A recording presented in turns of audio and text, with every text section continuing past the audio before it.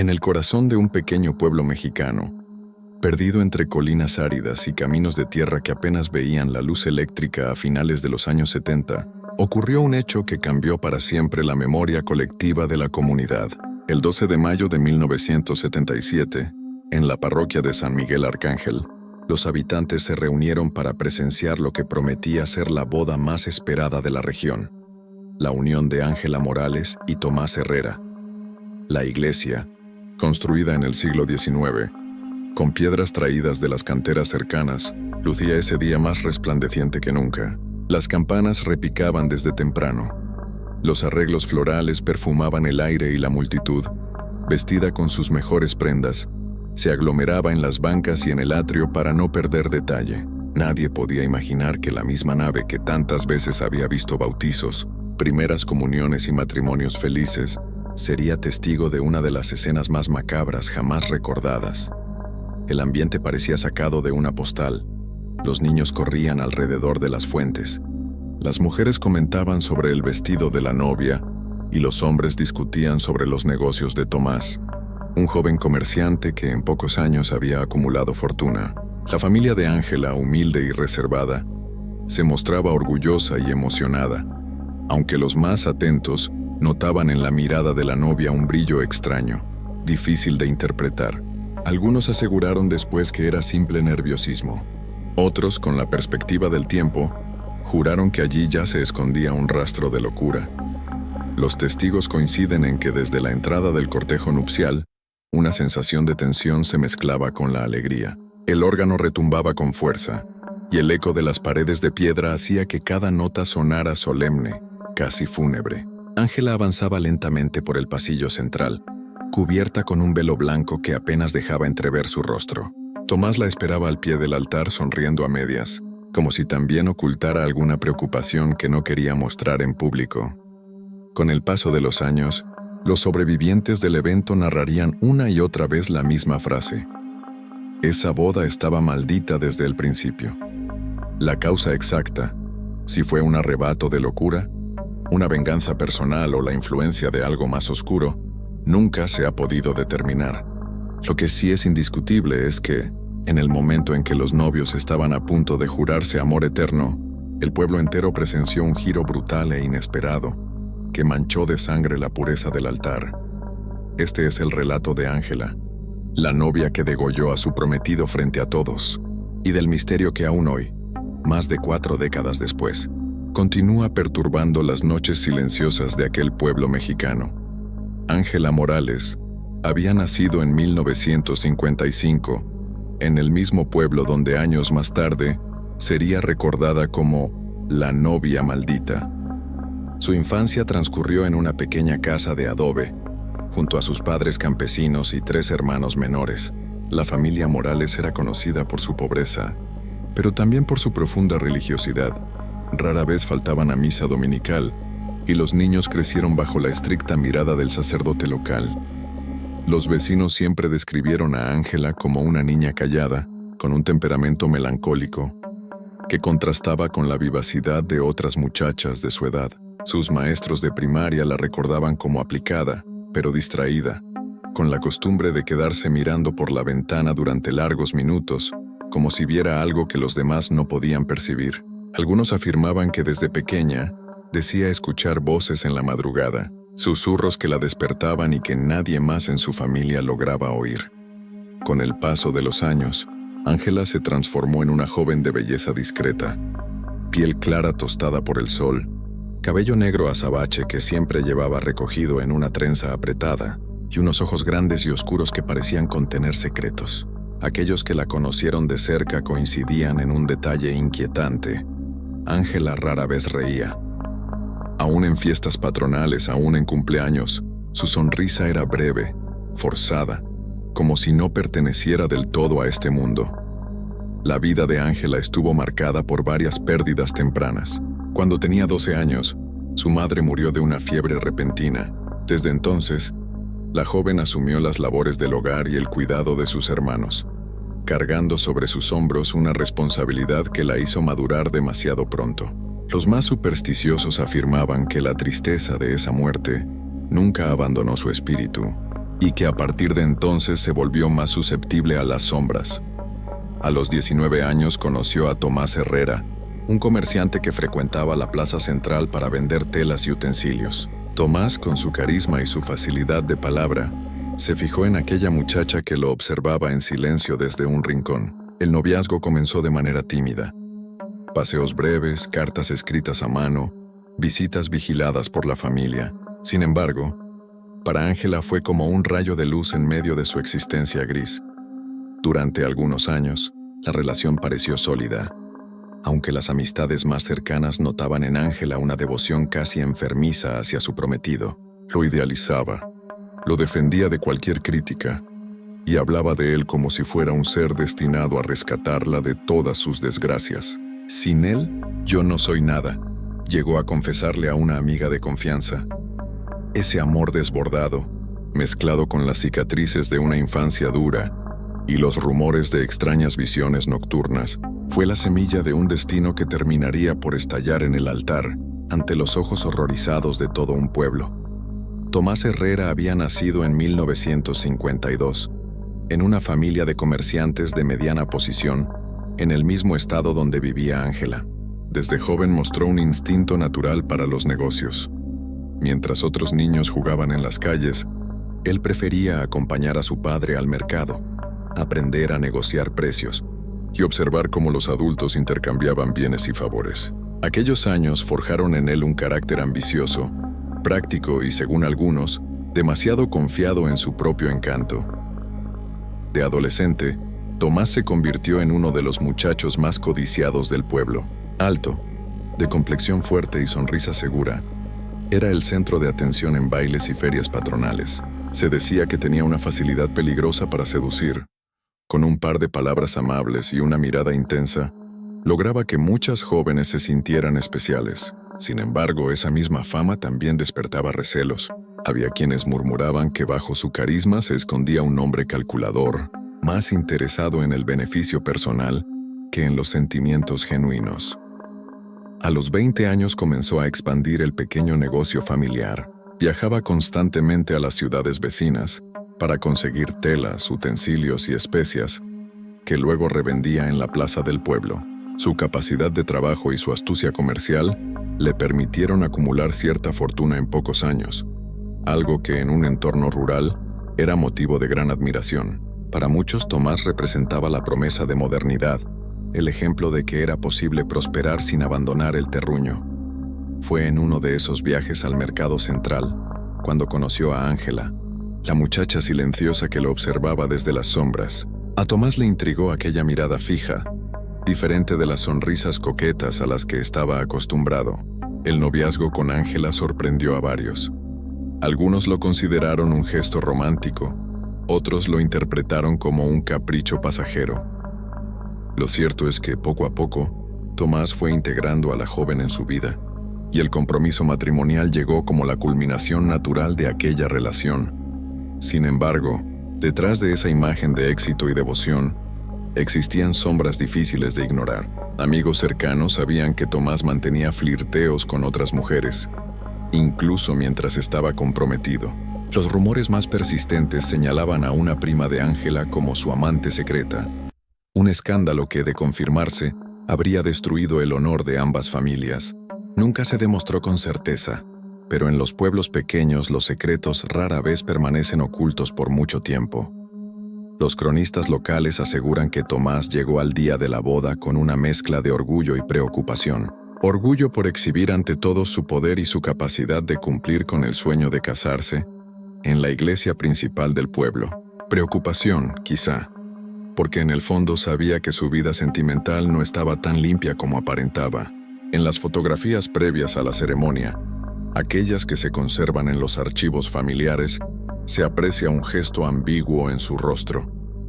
Una sonrisa rígida, como si supiera que detrás de la celebración se escondía un destino que no podía controlar. El nombre de Tomás Herrera, que alguna vez fue sinónimo de prosperidad y futuro, quedó marcado para siempre por la tragedia de aquel 12 de mayo.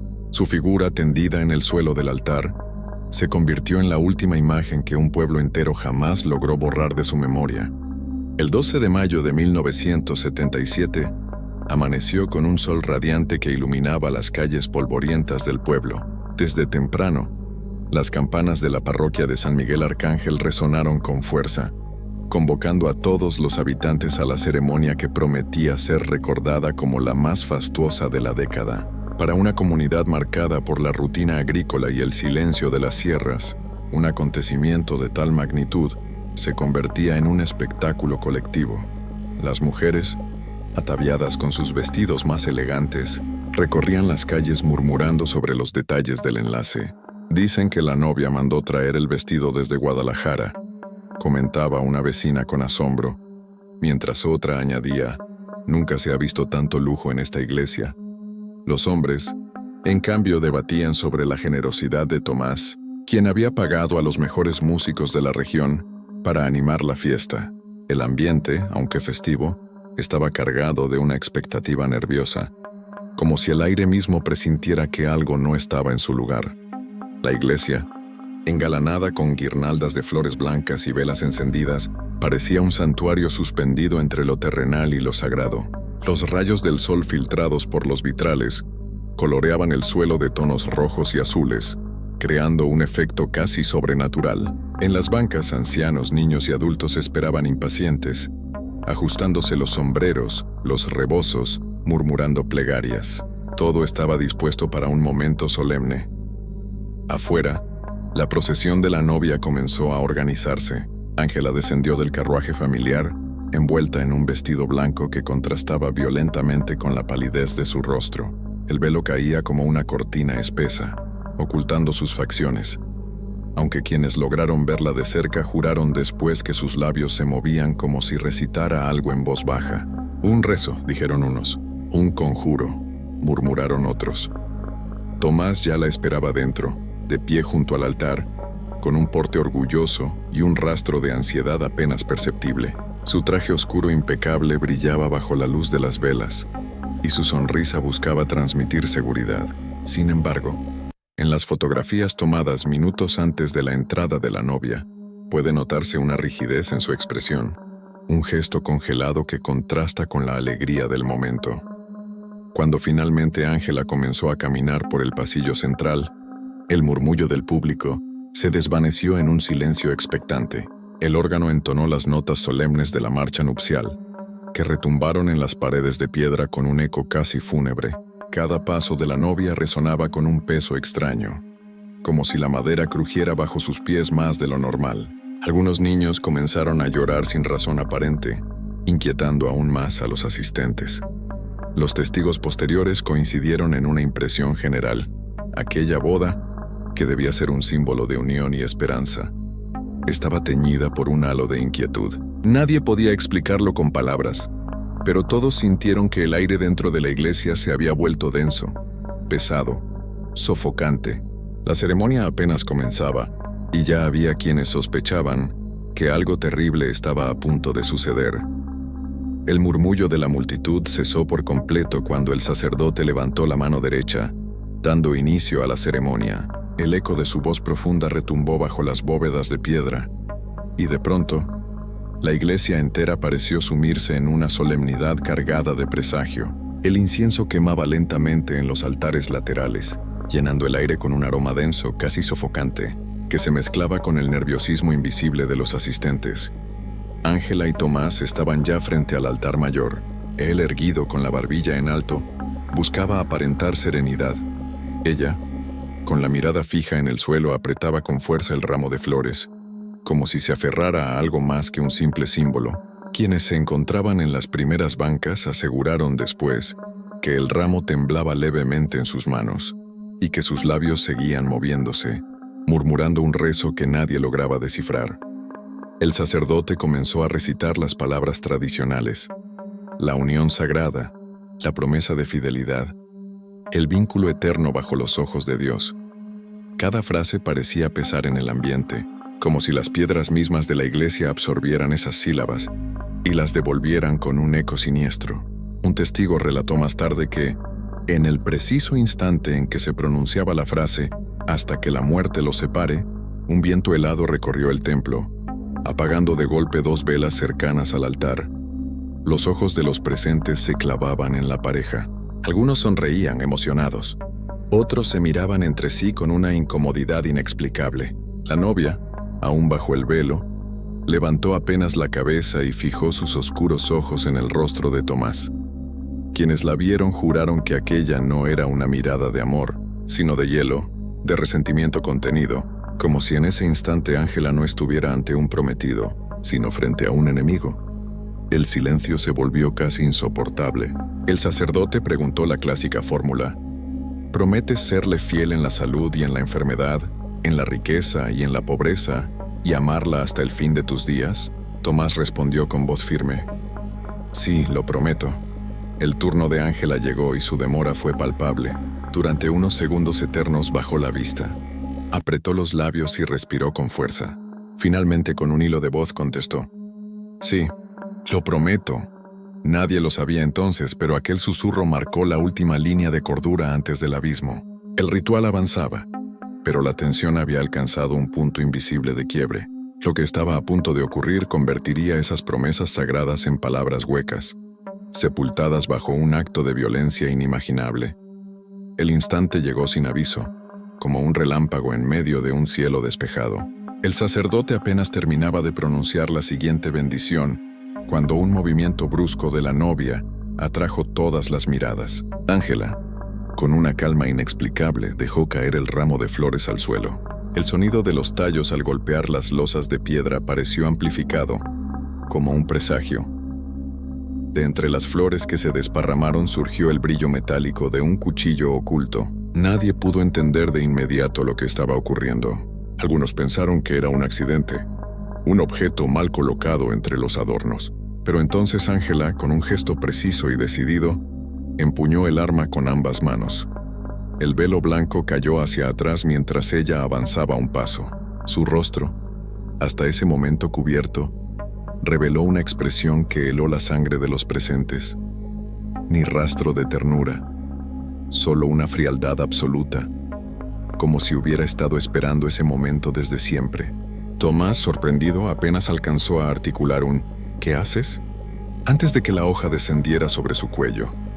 El corte fue brutal, certero, acompañado por un grito ahogado que se mezcló con el eco de los muros de piedra. La sangre brotó con violencia, manchando el mantel del altar y las flores blancas que lo adornaban. El silencio que siguió fue aún más aterrador. Por unos segundos nadie reaccionó, como si el tiempo se hubiera detenido. Después, el caos estalló. Las mujeres gritaron, los niños lloraron, algunos hombres corrieron hacia la salida tropezando entre ellos. El sacerdote dejó caer el libro sagrado y retrocedió, pálido como un cadáver. Ángela, en cambio, permaneció inmóvil, de pie sobre el altar con las manos ensangrentadas sujetando el cuchillo. Sus labios se curvaron apenas en una sonrisa imperceptible. Un testigo recordaría más tarde: no fue un arrebato, fue como si hubiera estado ensayando ese instante toda su vida. El cuchillo aún goteaba cuando la iglesia entera estalló en gritos. Lo que había sido un templo de júbilo se convirtió, en cuestión de segundos, en un infierno de pánico. Las mujeres soltaron alaridos desgarradores, los niños se escondían bajo las bancas buscando a sus madres, y los hombres, incapaces de comprender lo que ocurría, tropezaban unos con otros en un intento desesperado por alcanzar la salida.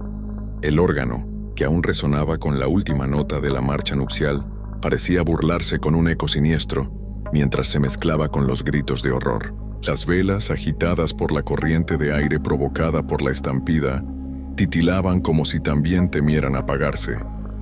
El sacerdote, con el rostro blanco como la cal, retrocedía hasta el púlpito. Entre sus manos temblorosas todavía sostenía un crucifijo, pero sus labios no lograban articular oración alguna. Un monaguillo cayó al suelo y se arrastró hacia la sacristía llorando desconsolado. En el centro de todo, Ángela permanecía inmóvil. Su vestido blanco estaba ya manchado de rojo, y sus manos ensangrentadas sujetaban con firmeza el cuchillo. No corría, no gritaba, no lloraba. Simplemente observaba el caos, como si contemplara una obra que ella misma había creado. Algunos testigos afirmaron que en sus ojos se reflejaba un brillo extraño, entre satisfacción y vacío absoluto. Tomás se desplomó sobre el mármol del altar. la vida escapándose con cada segundo. Algunos invitados intentaron acercarse, pero retrocedieron al cruzar la mirada de la novia. Era como si aquella mujer, que minutos antes había prometido amor eterno, ya no fuera humana. Las paredes de piedra devolvían los gritos y los sollozos, amplificando el terror hasta hacerlo insoportable. Afuera, en la plaza, los que lograban salir corrían a buscar ayuda, mientras otros permanecían inmóviles, incapaces de creer lo que habían presenciado. Un vecino que estuvo presente declaró años después: no era solo miedo, era la sensación de haber visto al mismísimo demonio descender en medio de la boda. El caos en la iglesia tardó varios minutos en aplacarse. Afuera la noticia se propagaba como fuego. La novia mató al novio en el altar. Los gritos de los que escapaban llegaron hasta la plaza principal, donde algunos corrieron de inmediato a la comisaría local. El sonido de las campanas, que seguían repicando mecánicamente como parte de la ceremonia, adquiría ahora un tono macabro, como si anunciaran no una unión, sino una tragedia. La policía municipal llegó en cuestión de minutos. 2 agentes armados irrumpieron en la parroquia, empujando a un lado a los invitados aterrados. Lo que encontraron al entrar quedó grabado para siempre en sus memorias. El cuerpo de Tomás desplomado sobre el altar, la sangre corriendo como un riachuelo oscuro por los escalones, y en el centro Ángela, aún vestida de blanco, con el cuchillo en las manos. Uno de los agentes apuntó su revólver y gritó: «Suelta el arma, ahora mismo». Para sorpresa de todos, Ángela obedeció sin resistencia. El cuchillo cayó al suelo con un tintineo metálico. Ella alzó las manos lentamente, sin apartar los ojos de su esposo muerto. Su rostro no mostraba miedo ni arrepentimiento, apenas una calma perturbadora que helaba la sangre. Cuando los policías la esposaron, Ángela pronunció unas palabras que muchos recordaron como un eco maldito. «Él ya estaba muerto para mí. Solo lo liberé». Las mujeres que escucharon aquella frase se santiguaron entre sollozos, convencidas de que no hablaba como humana, sino como alguien poseída por fuerzas que ningún hombre podía comprender. La condujeron fuera de la iglesia entre insultos, gritos y llantos. Algunos invitados intentaron acercarse para golpearla, pero fueron detenidos por los agentes. El contraste era brutal. La novia, símbolo de pureza horas antes, salía esposada, cubierta de sangre, caminando entre el repique fúnebre de las campanas. Un testigo anotó en su diario aquella noche: «Nunca olvidaré la serenidad en su rostro». No era la de una criminal desesperada, sino la de alguien que cree haber cumplido un destino inevitable. La celda donde encerraron a Ángela era fría y húmeda, con paredes desconchadas que olían a moho y a encierro. Apenas había una cama metálica y una bombilla desnuda que parpadeaba de manera intermitente, proyectando sombras inquietantes sobre el rostro de la detenida. Allí pasó su primera noche tras el crimen, en un silencio tan profundo que los guardias juraban escucharla murmurar palabras ininteligibles, como si hablara con alguien invisible. La mañana siguiente fue conducida a la sala de interrogatorios. 2 agentes y un juez auxiliar se sentaron frente a ella, acompañados por un escribano que registraba cada palabra. Ángela entró esposada, con el vestido de novia todavía manchado de sangre seca. No pidió ropa limpia ni mostró interés en su aspecto. Se sentó con la espalda recta, las manos entrelazadas sobre la mesa, y una expresión de calma gélida que desconcertó a todos. «Señorita Morales, ¿es consciente de lo que ha hecho?», preguntó uno de los agentes. Ángela inclinó apenas la cabeza y respondió con voz suave: «Claro que sí, lo liberé». El juez frunció el ceño. «Explíquese, ¿por qué atacó a su prometido el día de su boda?». Ella suspiró, y sus ojos, oscuros como pozos sin fondo, se perdieron en un punto invisible de la pared. «Él ya no era mío. Cada noche lo veía en mis sueños, dentro de un ataúd, llamándome por mi nombre. No podía permitir que siguiera así. Tenía que abrirle la puerta». El escribano detuvo la pluma, incapaz de seguir anotando. Los agentes intercambiaron miradas nerviosas. Uno de ellos intentó insistir: «¿Está diciendo que actuó bajo una visión? ¿O que alguien se lo ordenó?». Ángela sonrió, apenas una curva imperceptible en los labios. «No alguien, algo. Y yo solo obedecí». Ese algo quedó flotando en la sala como un espectro. Desde aquel día, los investigadores nunca lograron ponerse de acuerdo. ¿Se trataba de un brote psicótico o realmente de una voz que escapaba a toda explicación terrenal? Lo cierto es que Ángela jamás lloró, jamás pidió perdón, jamás mostró el menor remordimiento. Sus palabras parecían las de una mujer convencida de haber cumplido con un deber sagrado. A medida que avanzaba la investigación, las autoridades comenzaron a indagar en la vida íntima de Tomás Herrera. Lo que al principio parecía un crimen inexplicable de locura súbita, empezó a revelar grietas más profundas, rumores de infidelidad, susurros que recorrían el pueblo desde mucho antes de la boda. En los archivos policiales figuran declaraciones de varias personas que aseguraban haber visto a Tomás en compañía de otra mujer, entrando en una casa apartada en las afueras del pueblo. Esa mujer no era una desconocida, se trataba de María del Rosario, prima en segundo grado de Ángela. El vínculo familiar hacía que el escándalo resultara aún más corrosivo, pues no solo implicaba la honra de los Herrera, sino también la de los Morales. Los vecinos, interrogados con cautela, confirmaron lo que durante meses se había susurrado en secreto: encuentros furtivos, cartas escondidas, miradas demasiado prolongadas en las fiestas del pueblo. Ella lo miraba con un fuego que no era propio de una prima, dijo una testigo. Otro, más directo, afirmó: todos sabíamos que Tomás jugaba con dos cartas, solo que nadie se atrevía a decírselo a Ángela. Cuando la policía confrontó a la familia de María del Rosario, las respuestas fueron evasivas. La muchacha desapareció del pueblo apenas unos días después del crimen y jamás volvió a saberse de ella. Algunos afirmaron que fue enviada a vivir con parientes lejanos para protegerla del escándalo.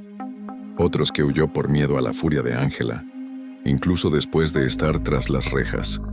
Los diarios de la época mencionan este ángulo con cautela, pero para los investigadores quedó claro que el triángulo amoroso existía. La pregunta era: ¿lo sabía Ángela antes del altar? Algunos amigos cercanos aseguraron que sí, que ella lo había descubierto semanas antes, pero que guardó silencio, acumulando un rencor que hervía bajo su aparente calma. Un vecino escribió en su declaración: la vi llorar una noche en la plaza, sola, con una aguja y un pedazo de tela en las manos. Murmuraba que estaba cosiendo la última puntada de su paciencia.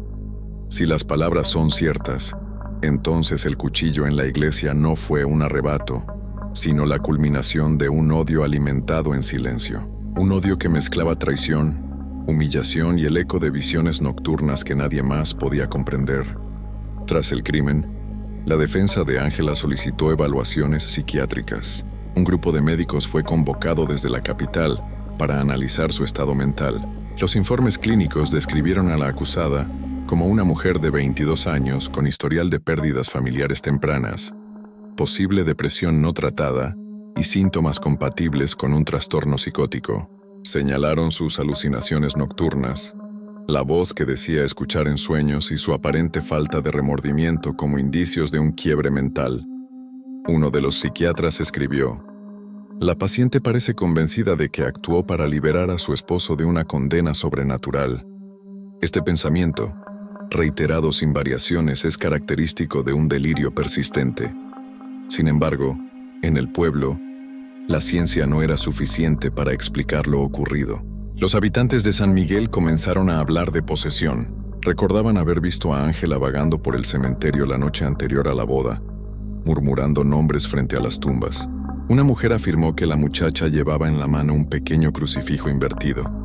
Otra dijo haber escuchado risas extrañas que provenían de la casa de los Morales días antes de la ceremonia.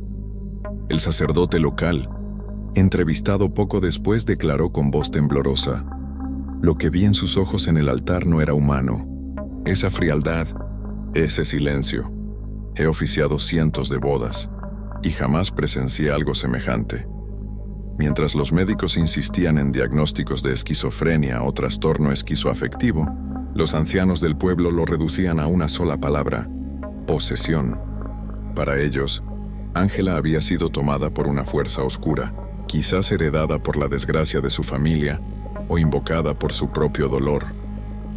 El contraste entre ciencia y superstición convirtió el caso en un debate nacional.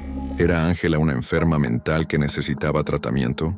¿O era un receptáculo del mal que debía ser exorcizado? La respuesta, incluso hoy, sigue dividida.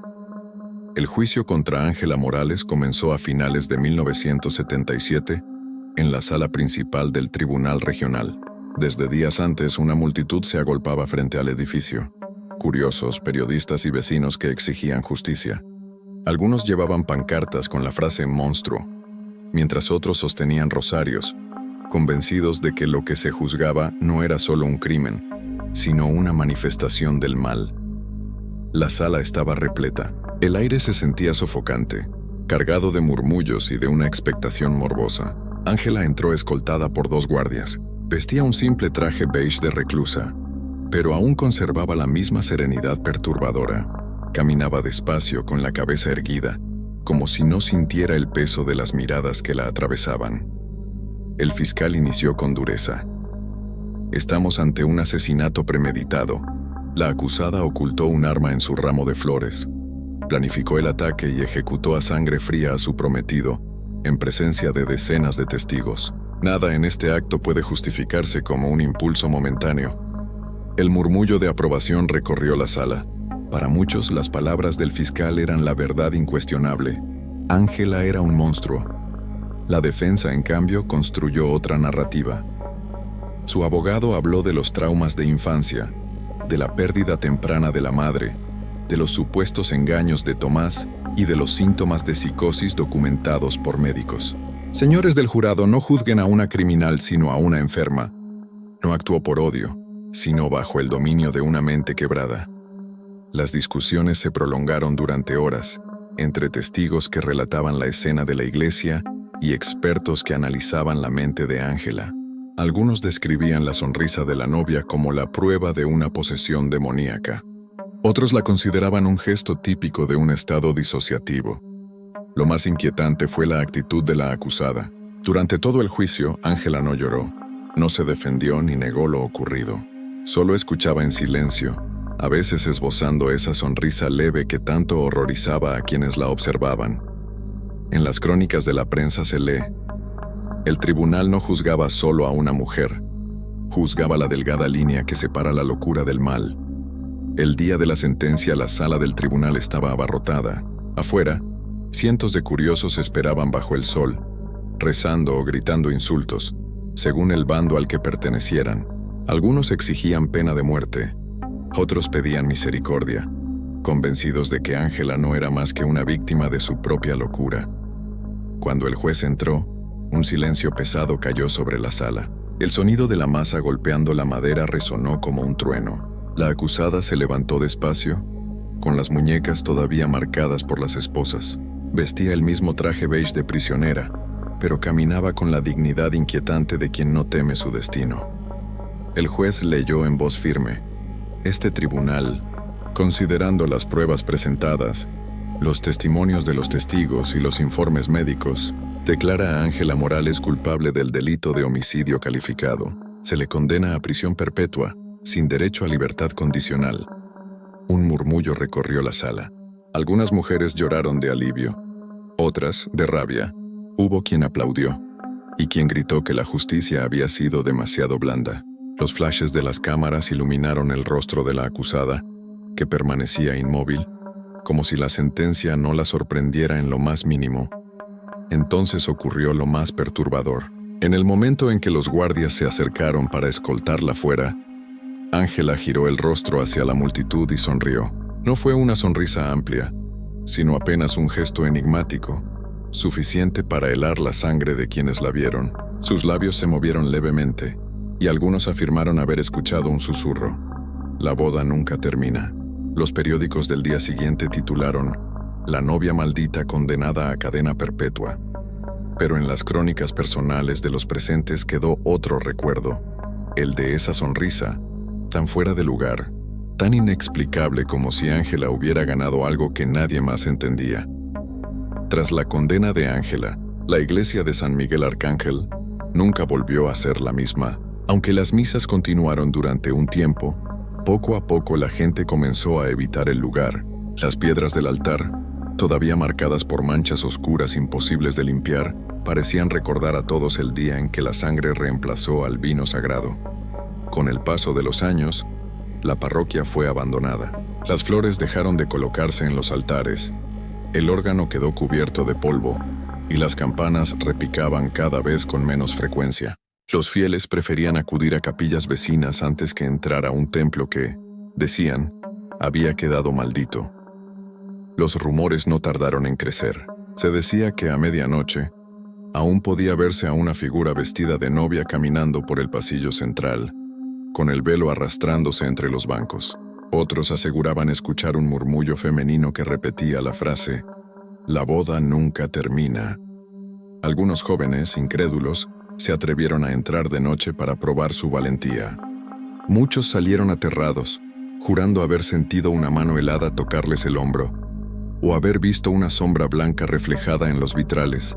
Con el tiempo nadie quiso volver a desafiar aquel lugar. La maldición se extendió más allá de la iglesia. Varias parejas cancelaron sus bodas al enterarse de que estaban programadas para el mismo templo. Se decía que casarse allí era condenar la unión al fracaso o, peor aún, a la muerte. El propio sacerdote que había oficiado la ceremonia pidió su traslado, confesando que no soportaba escuchar los ecos del grito de Tomás cada vez que subía al altar. Así, la iglesia de San Miguel pasó de ser símbolo de fe y esperanza a convertirse en un monumento de terror, un recordatorio de que una sola acción puede manchar generaciones enteras. Han pasado más de 4 décadas desde aquel 12 de mayo de 1977, y sin embargo, la historia de Ángela Morales sigue viva en la memoria colectiva. En el pueblo, nadie menciona su nombre en voz alta. Prefieren llamarla simplemente la novia maldita. Los niños crecen escuchando advertencias. No juegues cerca de la iglesia abandonada. No pronuncies la frase prohibida. No mires al altar si entras de noche. Ángela, condenada a cadena perpetua, fue trasladada a una prisión en el norte del país. Los registros oficiales la describen como una reclusa tranquila, disciplinada, que rara vez habla, pero las leyendas aseguran otra cosa, que incluso tras los muros de la cárcel las guardias escuchaban su voz en la madrugada, repitiendo una y otra vez: «La boda nunca termina». Hoy el caso es objeto de libros, documentales y debates. Los psiquiatras la citan como ejemplo de brote psicótico, los creyentes como prueba de la intervención demoníaca. La iglesia de San Miguel, cubierta de polvo y enredaderas, sigue en pie como una cicatriz en medio del pueblo, un recordatorio de que hay heridas que nunca cierran. Y queda una pregunta que ningún tribunal ni especialista ha podido responder. ¿Fue Ángela una mujer rota por el dolor y la traición? ¿O fue el instrumento de algo mucho más oscuro, que encontró en ella el escenario perfecto para manifestarse? El eco de esa duda todavía recorre las noches silenciosas del pueblo, y quienes han pasado cerca del viejo templo aseguran que, a veces, cuando el viento sopla fuerte, se escucha un murmullo entre las piedras. La boda nunca termina.